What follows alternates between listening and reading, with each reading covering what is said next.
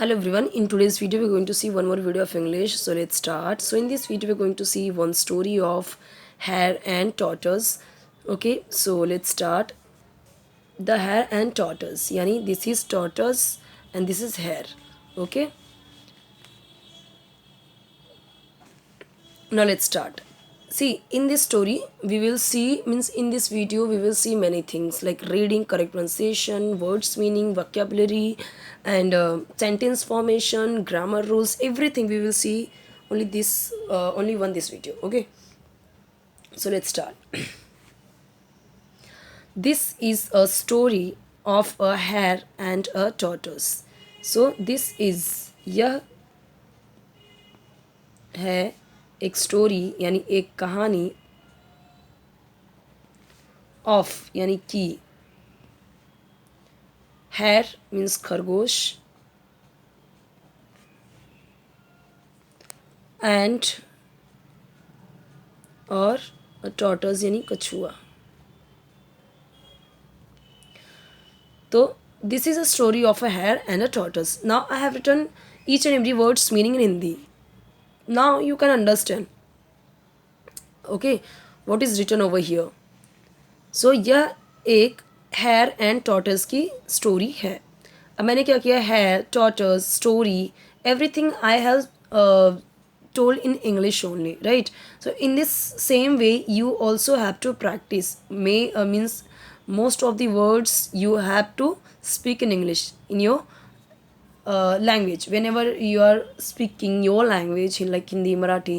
So use most of the words in English, right? And how I am speaking in the same way you have to practice. मैं यहाँ पे ज़्यादा से ज़्यादा English में बोलने की कोशिश करती हूँ क्योंकि ऐसे कमेंट्स भी आए कि ज़्यादा से ज़्यादा आप इंग्लिश में बोलिए ताकि हमें भी वो हैबिट हो. ओके, अभी जैसे मैंने बहुत सारे लोगों को देखा है, they are means they are teaching English and they are giving a lots of tips and many things they are explaining, but they are explaining Hindi. So this is reality. If they are speaking Hindi, then how will you speak in English, right? How will you learn English if they are speaking Hindi only? Okay, so that's why most of the words, most of the sentences try to speak in English. That's why I'm also now speaking in English. Most of the times I'm speaking English, I'm explaining also in English only. Okay, read it and see if it is different from the old story. Read it. See, in the first, okay, we can see verb only. Okay, subject is not there. In this sentence we can see verb first, after verb subject is there, right? So ऐसे कभी भी if you are like if you are seeing this kind of sentences, that means it's giving command. Okay, कि कोई order, command.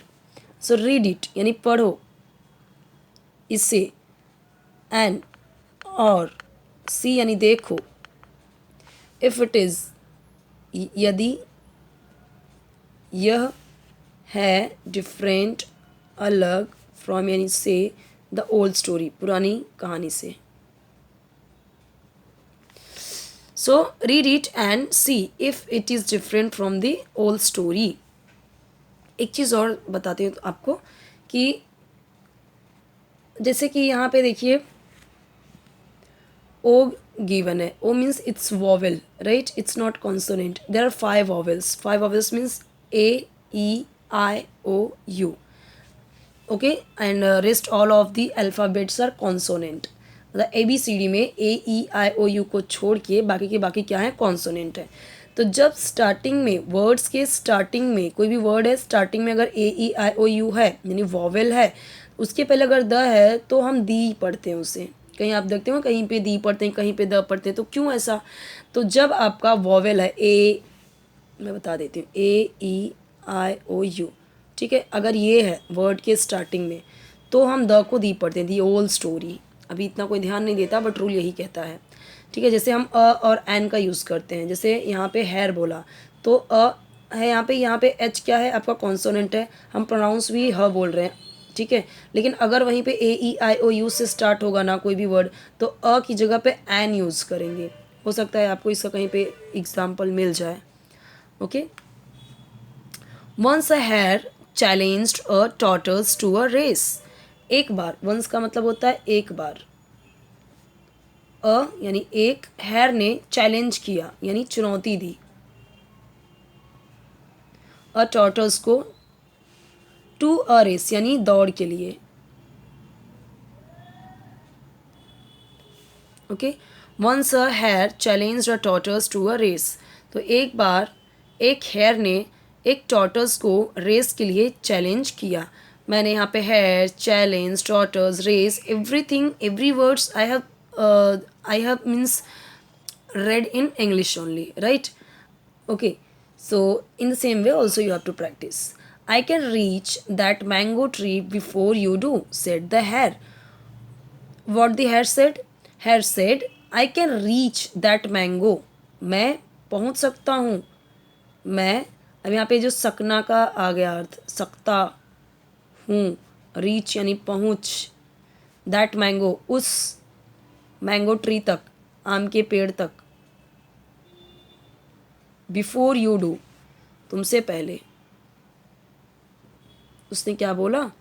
Hair said to tortoise that I can reach that mango tree before you do, said the hare. किसने? Hare ने, यानी खरगोश ने कहा। Okay, so now also you can also make the sentences on the basis of this can. Okay, I can reach in the school before you, I can reach in the market before you. Okay, और ये past में गया, said यानी कहा, past में गया, से होता है कहना, सेड यानी पास्ट में, इसलिए मैंने बोला कहा। द टॉर्टस एग्रीड, वो सहमत हो गया। टॉर्टस अग्रीड यानी सहमत हो गया।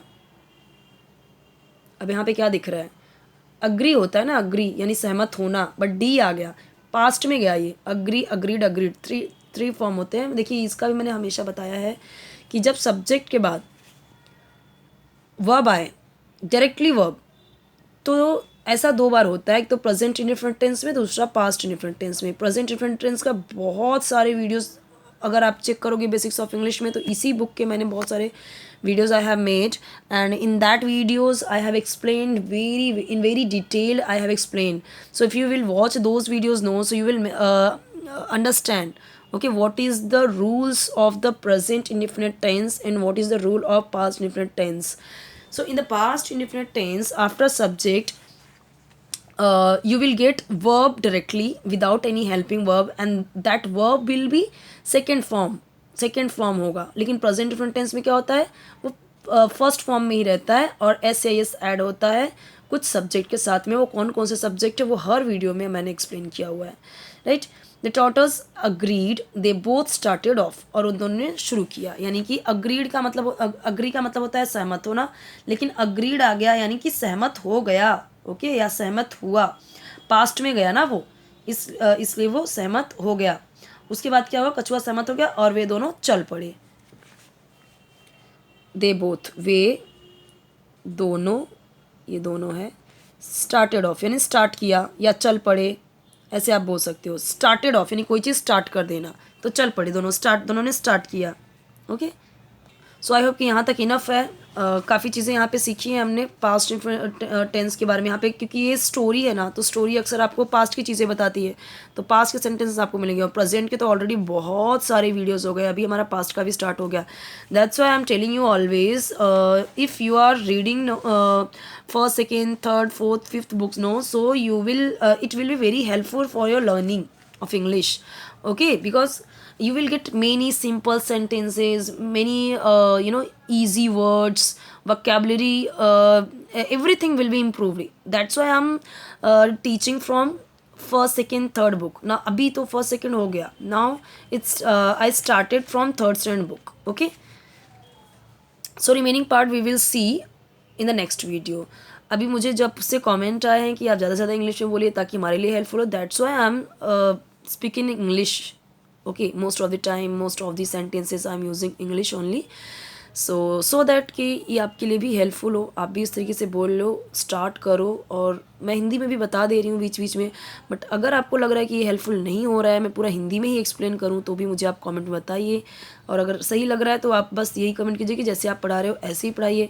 और अगर लग रहा है नहीं कि पूरा हिंदी में एक्सप्लेन करो, या और एक चीज़ें आप बता सकते हो कि कुछ लोग ऐसे भी कमेंट किए कि आप सिर्फ रीडिंग का बताइए। सो मुझे नहीं लगता कि वो बहुत हेल्पफुल होगा, क्योंकि एक वीडियो में हम जहाँ like we are seeing many things, vocabulary, correct pronunciation, okay, reading, explanation, grammar rules, everything we are seeing in one video. तो रीडिंग अगर आपको चाहिए कि सिर्फ सोते सोते या चलते फिरते काम करते करते आप रीडिंग सुनते रहो, तो उस तरीके के भी वीडियोस बन सकते हैं, ऐसा कुछ नहीं है। बट आपके कमेंट के बाद ही वैसी वीडियो बनेंगे। मुझे फ़िलहाल ऐसे ही कमेंट्स आ रहे हैं, इसके लिए मैं ऐसे ही वीडियोस बना रही हूँ कि यही सही है, लिख के बताओ, आप एक्सप्लेन करके बताओ, that's why I am making this video. But comment के ऊपर डिपेंड करेगा कि किस तरह की वीडियोस मैं बनाऊँगी, जैसे जैसे कमेंट्स आएंगे वैसे वैसे बनाऊँगी।